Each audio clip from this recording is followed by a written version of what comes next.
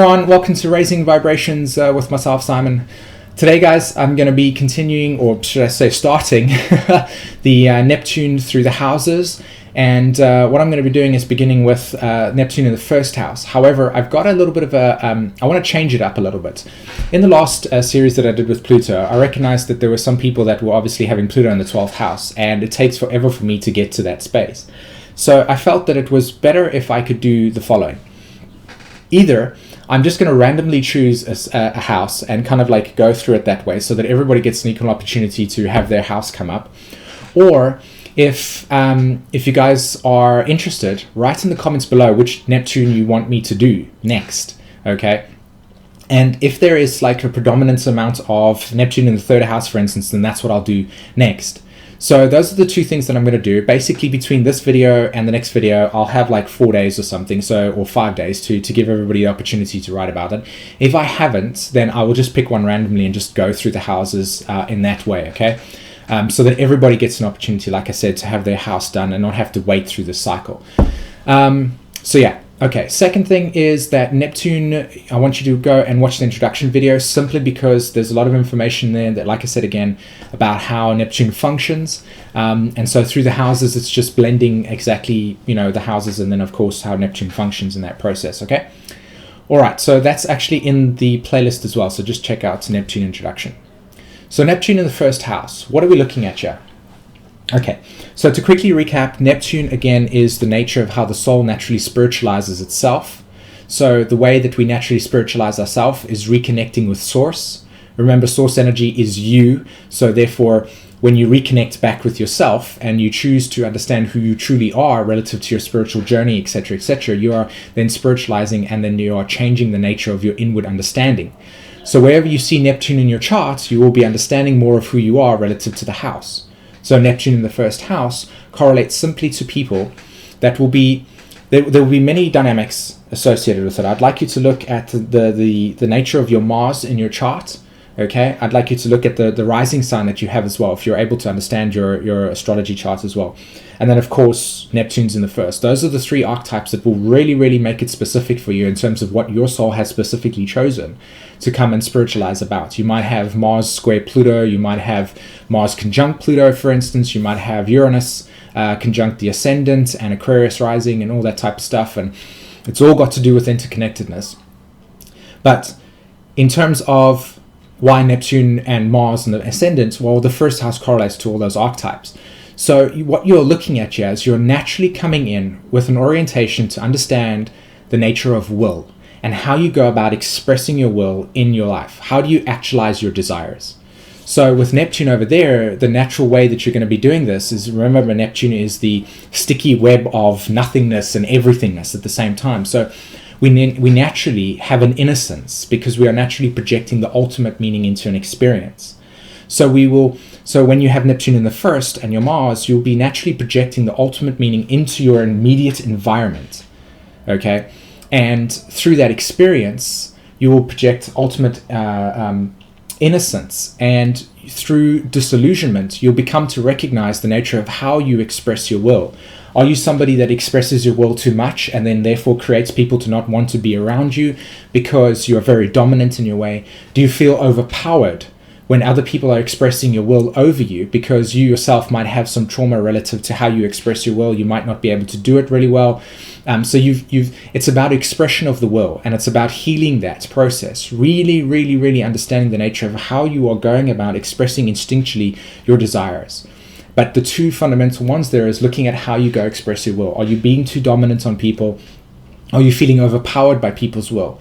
Some of the ways that you can actually experience this is by literally having an interaction with somebody and feeling like you're a victim in the situation. Not because you naturally are, it's just because obviously the Piscean energy is completely sensitive to everything in its environment. So you will naturally feel that when people might be speaking, if they've got a louder voice, that you will feel overpowered by them naturally, therefore kicking in your ego to defend yourself in some way. I feel underpowered in the situation, so therefore I need to impose my will.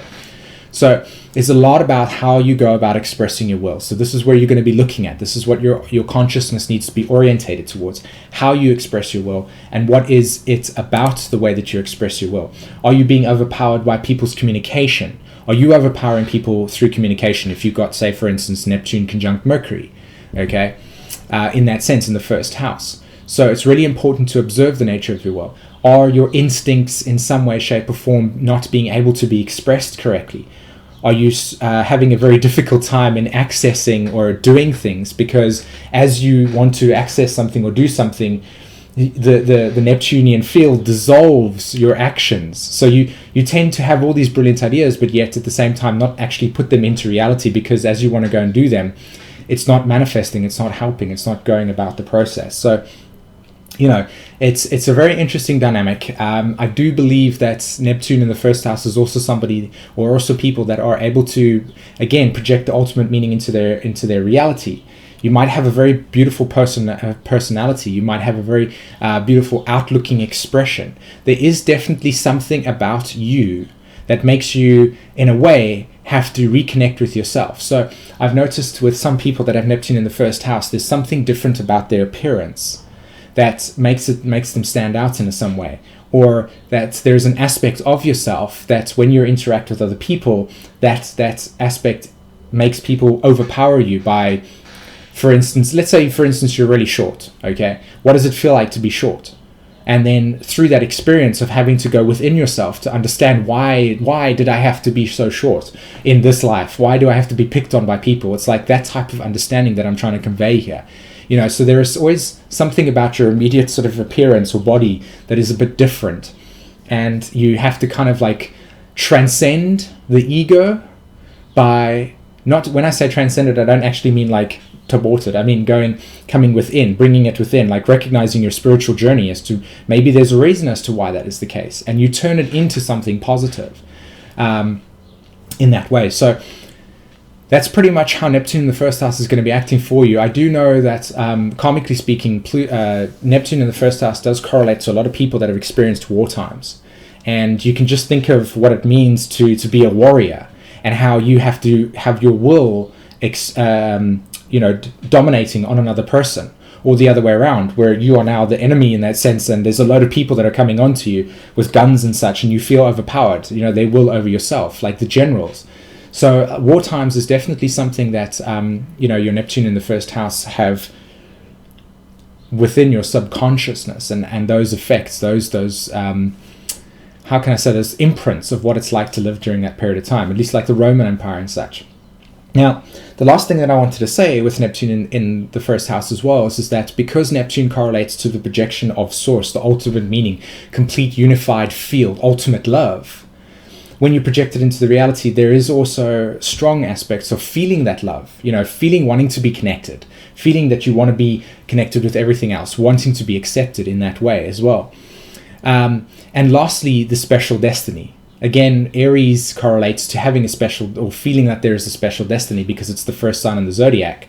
So therefore, you're looking at how, when you see out into the world, your consciousness is orientated towards the excitement of beginning a new journey, and feeling that there's a special destiny associated with it. So Neptune the first can correlate to somebody that feels that they have an illusion, that there is an illusion, that they will put themselves in a place, create this alternate reality, Neptune, of them having a special destiny. And so therefore they actually go about their lives feeling like there's a special destiny that they have to fulfill.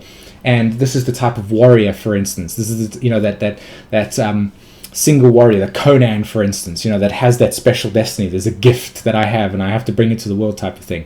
And it's slowly and surely, as you go through life, do you recognize the truth of how things work through disillusionment. So yeah. All right, guys, I really hope that was interesting and fun for you, and you got something out of that. What I'm going to be doing, like I said again, is going randomly through the houses based on the comments and whatever. So yeah. All right, guys, don't forget to hit the like and subscribe button. Come over to my website, simonforster.com. Do that over right now. I've got a subscription. I've got an online school that I've created that I'd love to teach with you guys.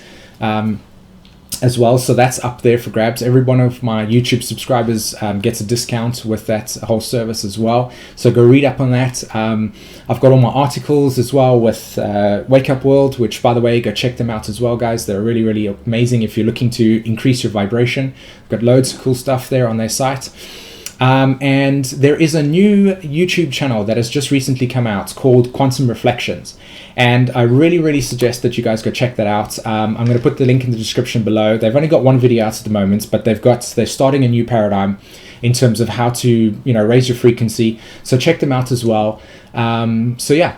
All right, guys, fantastic. Thanks so much for listening to this. I really hope that you have a great day. Check out my channel for more stuff. And until then, have a wonderful day. Like I said, take care, guys. Bye.